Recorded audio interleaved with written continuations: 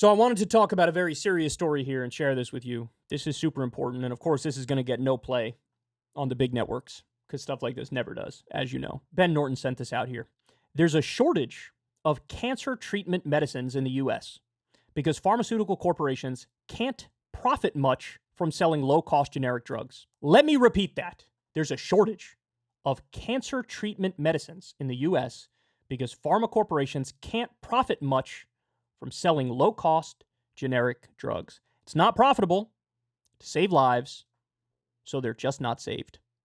This was originally reported in BBC World News, and he throws up a quote here that I wanted to share with you.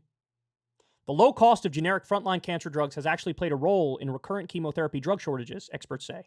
While the medications are cheap to manufacture, pharmaceutical companies are not incentivized to do so because they don't bring in large profits, said Dr. Karen Knudsen, CEO of the American Cancer Society. This reminds me of that story that has stuck with me ever since we covered it a while back.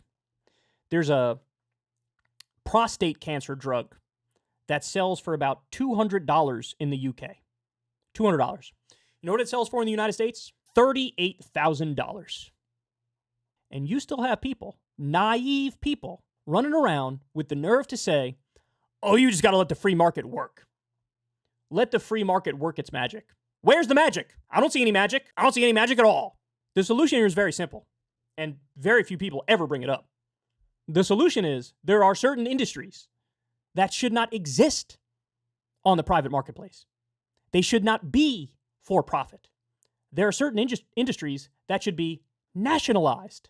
This is one of them. Health insurance companies is one of them, because they're just a mafia that gets in between you and your doctor and price gouges you. And pharma is another one.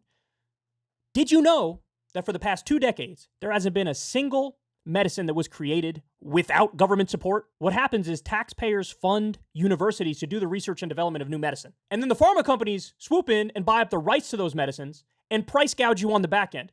So you pay up front through your taxes, and then you pay on the back end when they charge you for it. And of course, they charge you exorbitant rates.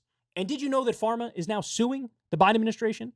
Because the Biden administration, as part of the Inflation Reduction Act, they had some medicines that they lowered the price of. Originally, the conversation was, let's lower prices on all medicine.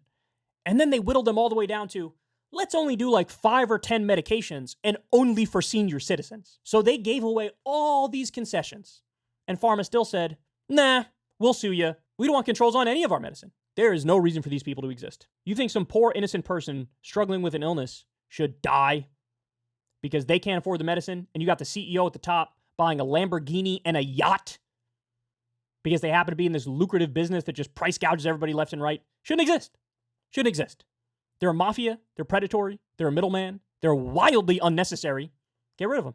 One of our biggest impediments here is not just the corruption and the big pharma money which has flooded our politics, but also the fact that in a world that made sense, you'd have a good media which talks about this, highlights it, brings it up, breaking news banner on the bottom, riles people up over this, puts the focus on the right thing. Not going to happen. Not going to happen. And by the way, don't look at where those news stations are taking their money from too. Because there's probably a lot of pharma commercials and there's a lot of profit going to those cable news outlets from this industry, which is, again, part of the problem. That's part of the problem. Hey, y'all, do me a favor and like and subscribe. It helps out big time in the algorithm. Click the bell as well for notifications when videos drop, and watch that video on screen right now. You know you want to.